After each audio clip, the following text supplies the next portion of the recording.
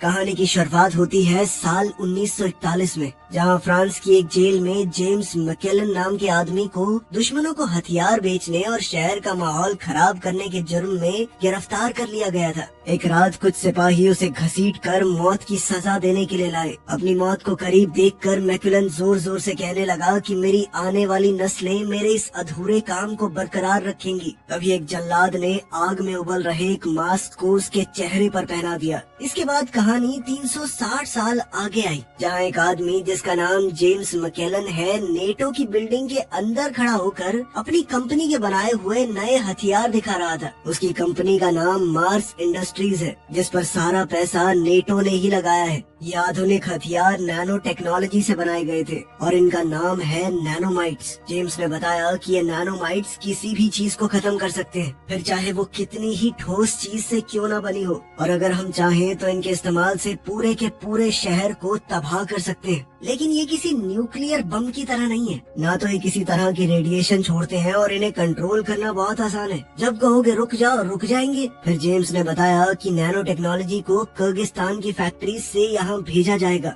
और फिर हम इसे नेटो के गोदाम में रखेंगे। अगले दिन 4 नैनोमाइट बॉम्ब्स को एक सूटकेस में रखकर नेटो की फोर्सेस को सौंप दिया गया। इस मिशन की जिम्मेदारी ड्यूक और रिपकॉर्ड नाम के 2 सिपाहियों को दी गई, मगर रास्ते में अचानक से एक रहस्यमयी एयरक्राफ्ट उनके हेलीकॉप्टर के पास पहुंचा और उसने ताबड़तोड़ फायरिंग करके नेटो फोर्सेस के आदमियों को मारना शुरू कर दिया। इस हमले के जवाब में नेटो के फौजियों ने भी तरह तरह की मिसाइल्स उन पर चलाई, लेकिन उस अनजान एयरक्राफ्ट पर बिल्कुल भी असर नहीं हुआ। अपने एडवांस हथियारों का इस्तेमाल करके एयरक्राफ्ट ने नेटो की सेना के सारे ट्रक उड़ा दिए और एयरक्राफ्ट को जमीन पर उतार दिया। फिर एक औरत बाहर आई जो कि इस टुकड़ी की कैप्टन भी थी। उस औरत के साथियों ने सभी बचे हुए फौजियों को मार गिराया और इसी अफरा तफरी के बीच उसने नैनोमाइट्स वाला सूटकेस निकाल लिया और वहाँ से जाने लगी। लेकिन जैसे ही ड्यूक को ये बात पता चली तो वो उस औरत का पीछा करने लगा। जब उन दोनों का एक दूसरे से सामना हुआ तो ड्यूक ने उस औरत को पहचान लिया। उसका नाम बैरनेस है। बैरनेस ने तुरंत निकलने के लिए हमला किया और वहाँ से जाने लगी, मगर तभी अचानक वहाँ एक रहस्यमयी सेना पहुँच गई। उन्होंने और भी ज्यादा एडवांस हथियारों का इस्तेमाल करके बैरनेस के साथियों को घायल कर दिया। ये देखकर ड्यूक ने बैरनेस का पीछा किया और उसके हाथों से सूटकेस छीन लिया, मगर फिर वो दूसरी टीम के सिपाही ड्यूक से सूटकेस मांगने लग गए। ड्यूक ने उन्हें साफ साफ मना किया कि मैं मर जाऊंगा, ये नहीं दूंगा, हम नेटो की तरफ से हैं, तुम किसकी साइड हो। फिर उस फौज ने ड्यूक को भरोसा दिलाने के लिए अपना लाइव प्रोजेक्टर ऑन किया, जिसमें जनरल हॉक कहने लगा कि ये सूटकेस इन्हें दे दो ताकि ये लोग इसे कुछ देर के लिए डीएक्टिवेट कर दे और ये गुंडे सूटकेस को ट्रैक न कर पाए। लेकिन ड्यूक इसके बाद भी नहीं माना और कहने लगा कि पहले मुझे इसे डीएक्टिवेट करके दिखाओ। सूटकेस के डीएक्टिवेट होते ही ड्यूक और रिपकॉर्ड उनके साथ जाने के लिए मान गए। कुछ देर बाद एयरक्राफ्ट इजिप्ट के रेगिस्तान में बनी हुई एक खुफिया जगह पर पहुंच गया, जिसे ये लोग पिट कहते हैं। जब वो लोग वहां पहुंचे तो जनरल हॉक ने ड्यूक और रिपकॉर्ड का स्वागत करते हुए उन्हें बताया कि मैं जीआई जो नाम की एक टॉप सीक्रेट मिलिट्री यूनिट का कैप्टन हूँ और इस महान टीम को दुनिया भर के देशों से चुन चुन कर लाए गए सबसे बेहतरीन सोल्जर्स को मिलाकर बनाया गया है। तभी जेम्स ने लाइव प्रोजेक्टर के जरिए जीआई जो टीम से संपर्क किया, लेकिन वो बहुत गुस्से में था क्योंकि उसे डर था कि नैनोमाइट बॉम्ब्स में से कोई टूट तो नहीं गया। जेम्स ने टीम के एक आदमी को नैनोमाइट सूटकेस को खोलने का ऑर्डर दिया। उस आदमी ने सूटकेस का पिन डाला और सूटकेस के खुलते ही ये कंफर्म हो गया कि चारों नैनोमाइट्स एकदम सुरक्षित हैं। ये देखकर जेम्स शांत हो गया और उसने तुरंत लाइव प्रोजेक्टर को बंद कर दिया। फिर एक सबमरीन पर जाने के बाद जेम्स ने अपना सारा गुस्सा बैरनेस पर निकालना शुरू कर दिया, क्योंकि उसने नैनोमाइट वाले सूटकेस को अपने हाथों से गंवा दिया। लेकिन इससे ये भी पता चला कि इस हमले के पीछे जेम्स ही था, ताकि वो बिना शक पैदा किए अपने बनाए हुए हथियारों का इस्तेमाल कर सके। जेम्स ने ये भी बताया कि मैंने बड़ी चालाकी से जीआई जो के लोगों से वो सूटकेस खुलवा लिया। फिर जब वो बंद हुआ तो ऑटोमेटिकली ट्रैकर ऑन हो गया। इससे उन्हें इजिप्ट के रेगिस्तान में मौजूद उनकी लोकेशन का पता चल गया। इसके बाद जेम्स ने बैरनेस और स्टॉर्म शैडो को हुक्म दिया कि किसी भी हालत में तुम्हें जीआई जो से वो सूटकेस छीन कर लाना होगा, और साथ ही उसने अपने एक वफादार आदमी ज़ार्टैन को पानी के अंदर वाले बेस में इस मिशन की तैयारी करने को कहा।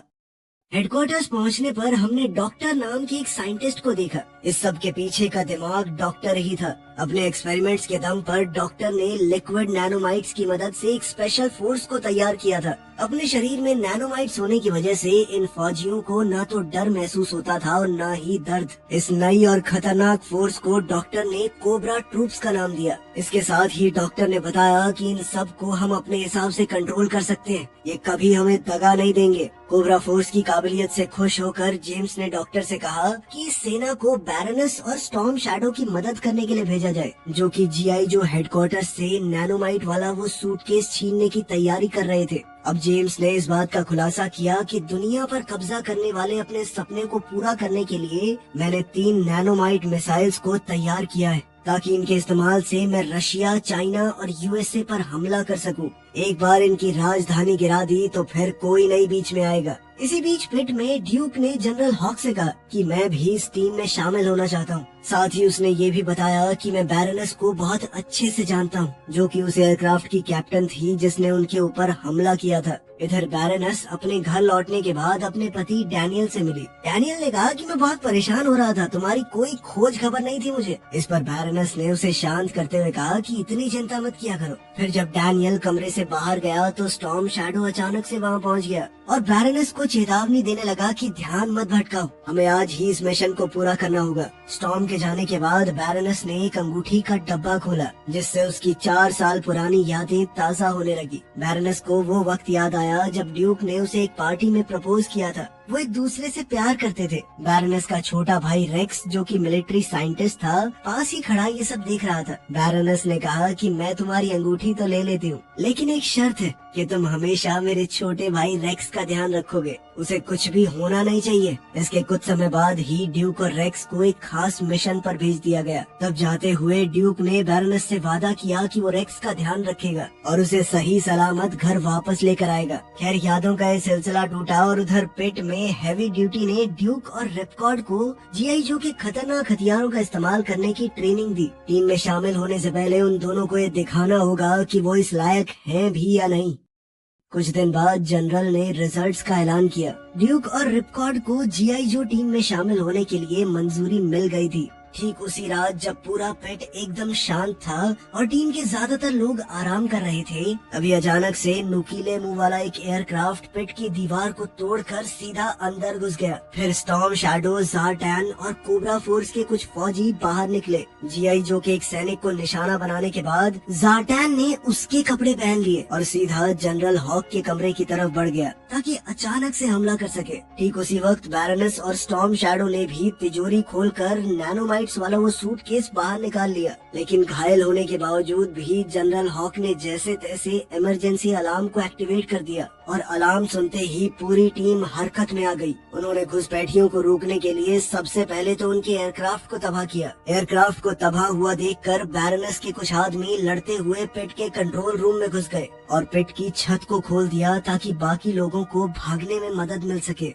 फिर जैसे ही बैरनस और स्टॉर्म शैडो अपने खास सूट्स के पंख खोलकर भागने की तैयारी करने लगे तो ड्यूक ने आगे बढ़कर उनका रास्ता रोक लिया, मगर कोबरा फोर्स का सिपाही तभी पीछे से आया और उसने ड्यूक पर हमला कर दिया। लेकिन खुशकिस्मती से रिपकॉर्ड सही वक्त पर वहां पहुंचा। उसने हमला करने वाले को मार गिराया और अपने साथी ड्यूक की जान बचा ली। पिट के अंदर पूरी तरह अफरा तफरी मच गई। इसका फायदा उठाते हुए बैरनस और स्टॉर्म शैडो पिट से भागने लगे। तभी उनका रास्ता स्नेक आइज ने रोक लिया और स्टॉर्म शैडो उसका सामना करने के लिए पीछे ही रुक गया। लड़ते लड़ते उसे एहसास हुआ कि उसके सामने खड़ा योद्धा कोई और नहीं, उसके बचपन का दोस्त है। इसी बीच बैरनस लिफ्ट के जरिए भागने लगी, लेकिन स्कारलेट ने उसका रास्ता रोक दिया और अब दोनों के बीच भयानक लड़ाई शुरू हो गई। आखिर में स्टॉर्म शैडो अपने एडवांस सूट का इस्तेमाल करके हवा में उड़ने लगा। तभी बैरनस ने भी उसे पकड़ लिया और वो दोनों नैनोमाइट्स वाला सूटकेस लेकर वहाँ से निकल गए। ऊपर एक एयरक्राफ्ट पहले से उनका इंतजार कर रहा था, जिसमें चढ़कर वो पल भर में वहाँ से निकल गए। उधर पिट में रिपकॉर्ड ने देखा कि बैरनस के साथ लड़ाई करते वक्त स्कारलेट घायल हो गई थी। इसी बीच स्नेक आइज को भी अपना बचपन याद आने लगा। उसने अपने बचपन के दिनों को देखा कि वो टोक्यो में है, जहाँ उसने एक मंदिर से खाना चुराया था और पकड़े जाने के बाद स्टॉर्म शैडो ने उसकी जमकर पिटाई भी की। लेकिन इतने में मास्टर ने उन्हें देख लिया था। उन्होंने स्नेक आइज को मंदिर में ही रुककर मार्शल आर्ट सीखने को कहा। इधर आज की दुनिया में हेडक्वार्टर्स के अंदर जेम्स ने बैरोनेस और स्टॉर्म शैडो को अपना पहला आतंकवादी हमला करने को कहा। वो कहने लगा कि सबसे पहले हम पेरिस में एक नैनोमाइट बॉम्ब का इस्तेमाल करेंगे, क्योंकि फ्रांस की सरकार ने मेरे पूर्वजों पर अत्याचार किए थे। दूसरे कमरे में डॉक्टर ने ज़ार्टन के शरीर में नैनोमाइट्स का इंजेक्शन लगा दिया, ताकि इसकी मदद से वो अपना हुलिया बदलने में पूरी तरह कामयाब हो जाए। उधर पिट में मौजूद ड्यूक और बाकी फौजियों को शक होने लगा कि इन सभी हमलों के पीछे छुपा हुआ मास्टरमाइंड कोई और नहीं बल्कि जेम्स ही है। उसके कुछ देर बाद ब्रेकर ने बैरोनेस के बारे में नई जानकारी ढूंढ निकाली, जिससे उन्हें ये पता चल गया कि उसकी शादी डैनियल से हो चुकी है, जो कि एक ऐसा साइंटिस्ट है जिसका नैनोमाइट टेक्नोलॉजी को बनाने में बहुत बड़ा हाथ है। ये समझकर कि बैरोनेस बॉम्ब को एक्टिवेट करने के लिए डैनियल के पास जाएगी, जीआई जो की टीम तुरंत डैनियल की लैब की तरफ रवाना हो गई। पेरिस की तरफ उड़ान भरते हुए ड्यूक को 4 साल पहले की घटनाएं याद आने लगी। रेक्स के साथ जब वो मिशन पर गया तो रेक्स एक लैब में घुस गया, पर तभी एक फाइटर प्लेन ने लैब पर बम गिरा दिया, जिससे भयानक धमाका हुआ और रेक्स की मौत हो गई। अपने वादे को पूरा न कर पाने की वजह से ड्यूक बैरोनेस का सामना नहीं कर पाया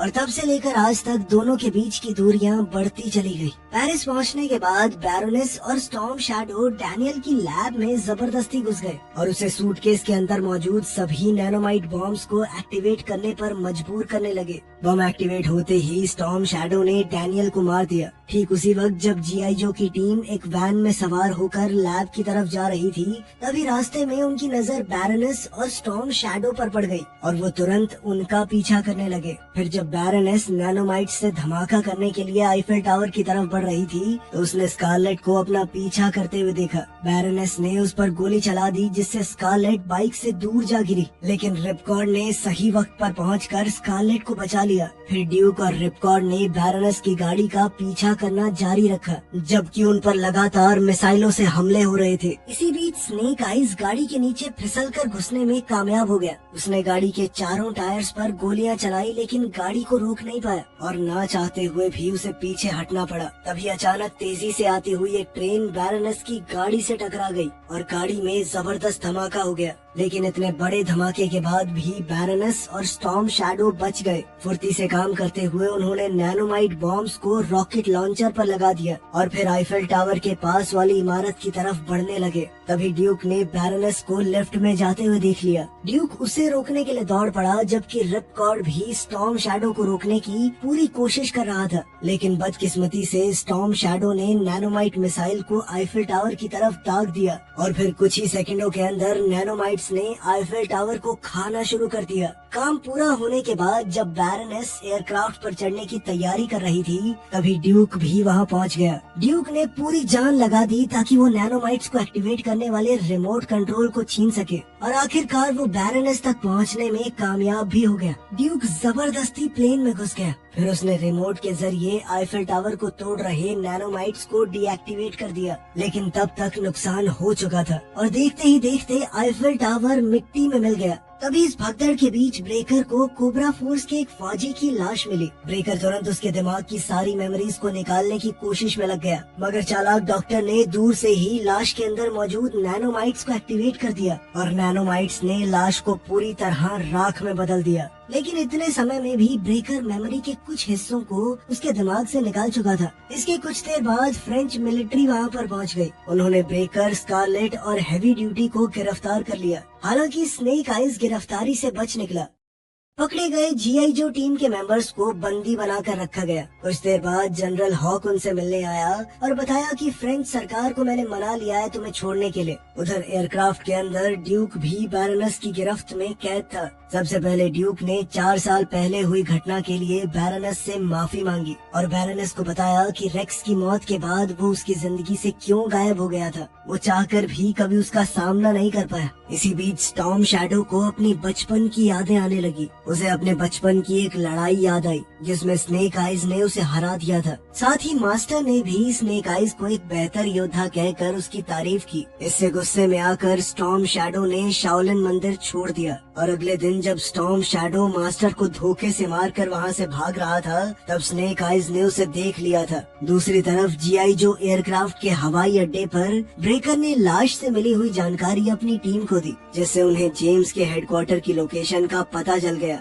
जेम्स नॉर्थ पोल के इलाके में समुद्र की गहराई में छुपा हुआ था। दूसरी तरफ बैरनेस और स्टॉर्म शैडो ड्यूक को एक बर्फीली सुरंग के अंदर ले गए। इसी दौरान जब गार्ड्स कुछ पल के लिए सतर्क नहीं थे तो ड्यूक अचानक से नैनोमाइट वाला सूटकेस छीनकर भागने लगा। तभी स्टॉर्म शैडो ने ड्यूक पर हमला करके उसे नीचे गिरा दिया। ड्यूक भले ही पकड़ा गया लेकिन उसने बड़ी चालाकी से सूटकेस में लगे हुए ट्रैकर को भी एक्टिवेट कर दिया ताकि उसकी टीम उस तक आसानी से पहुंच जाए। इसके बाद ड्यूक को बर्फ के नीचे छुपे हुए मार्स इंडस्ट्रीज के हेडक्वार्टर्स में ले जाया गया, जहां जेम्स ने उसे उकसाना शुरू कर दिया और फिर ड्यूक ने गुस्से में आकर उसकी नाक तोड़ दी और फिर जेम्स के आदमी बेरहमी से ड्यूक को पीटने लगे। ये सब देखकर बैरनेस को ड्यूक के साथ बिताए हुए सभी लम्हे याद आने लगे। इसी दौरान एयरक्राफ्ट में सवार जीआई जो टीम भी नॉर्थ पोल पहुंची और हमले की तैयारियों में जुट गई। जेम्स ड्यूक को डॉक्टर के पास ले गया जो कि नैनोमाइट्स को कंट्रोल करने वाला साइंटिस्ट है। तभी डॉक्टर ने एक्टिवेटेड नैनोमाइट बॉम्ब्स को उन मिसाइल्स में फिट करना शुरू कर दिया जो कि दुनिया के 3 बड़े शहरों पर हमला करने के लिए उड़ने वाले हैं। इसी समय जीआई जो टीम बर्फीली सुरंग तक पहुंच गई जो कि बेस के अंदर जाने का रास्ता था। जीआई जो टीम ने वहां तैनात सभी सैनिकों को मार गिराया।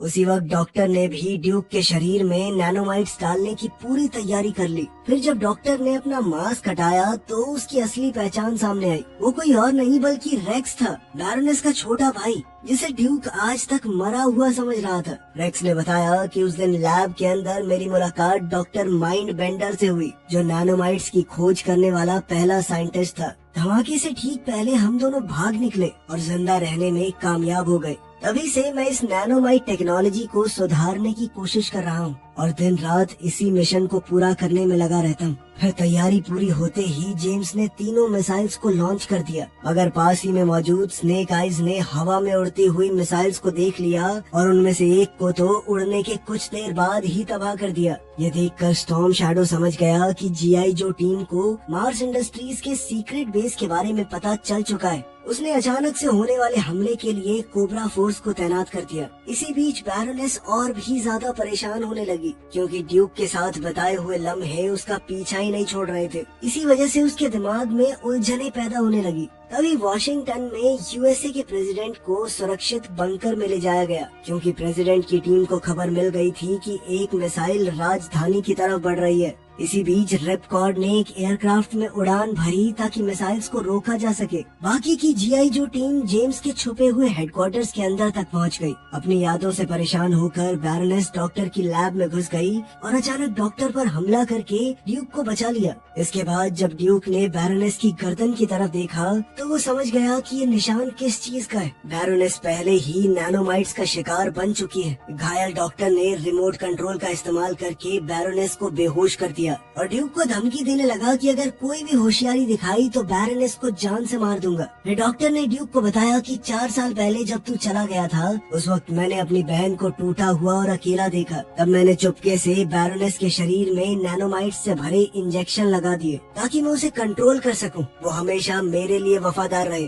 तभी बेस के दूसरे हिस्सों में स्नेक आइज और उसकी बाकी टीम दुश्मनों का सामना करते हुए आगे बढ़ते रहे। मेन सबमरीन पर जनरल हॉक ने हैवी ड्यूटी को पानी के अंदर वाले बेस पर हमला करने का ऑर्डर दिया, लेकिन हमला शुरू होने से पहले ही कोबरा फोर्सेस ने जीआई जो टीम का रास्ता रोक लिया। इसके बाद पानी के अंदर एक जबरदस्त मुकाबला शुरू हुआ। अपने दुश्मनों को साफ करते हुए जीआई जो की टीम मिसाइल्स के कंट्रोल रूम तक पहुंच गई और वहीं से रिपकॉर्ड को बची हुई मिसाइल्स की तरफ जाने का रास्ता बताने लगे।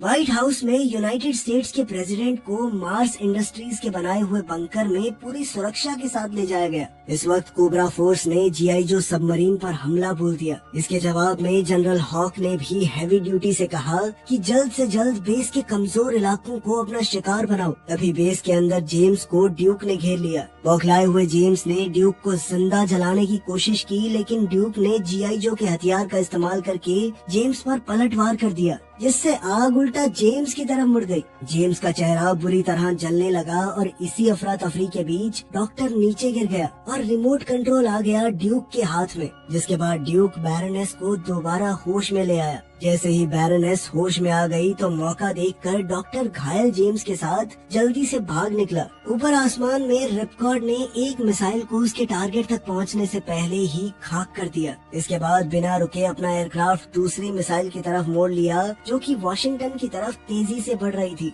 अचानक बंकर के अंदर चौंका देने वाला धोखा हुआ। प्रेसिडेंट के स्टाफ के एक आदमी ने सभी बॉडीगार्ड्स पर गोलियां चला दी। उसके कुछ सेकंड बाद एक आदमी छुपे हुए रास्ते से बाहर आया और जब प्रेसिडेंट ने उसे देखा तो उसकी आंखें फटी की फटी रह गई। वहीं स्नेक आइज उस जगह पर पहुंच गया जहां से सभी तोपों को लोग कंट्रोल कर रहे थे और उसने हमला करने वाले सैनिकों को ही मार दिया। इसके बाद उसका सामना हुआ स्टॉर्म शैडो से। दोनों के बीच एक बार फिर से जबरदस्त लड़ाई शुरू हो गई। इसी वक्त डॉक्टर जेम्स के साथ सबमरीन में भागने लगा, लेकिन तभी ड्यूक और बैरोनेस जल्दी से एक दूसरी सबमरीन में उनका पीछा करने लगे। स्नेक आइज और स्टॉर्म शैडो के बीच लड़ाई तब तक चल रही थी जब तक कि स्नेक आइज ने आखिरकार उसे हरा नहीं दिया। जैसे ही मिसाइल वॉशिंगटन के करीब पहुंची तो रिपकॉर्ड ने बिल्कुल सही वक्त पर पहुंचकर मिसाइल को उड़ा दिया। इसी बीच एक्टिवेटेड नैनोमाइट्स उसके एयरक्राफ्ट पर चिपक गए और नैनोमाइट्स ने तुरंत अपना असर एयरक्राफ्ट पर दिखाना शुरू कर दिया। कोई और रास्ता न मिलने पर रिपकॉर्ड ने नैनोमाइट से ढके हुए एयरक्राफ्ट को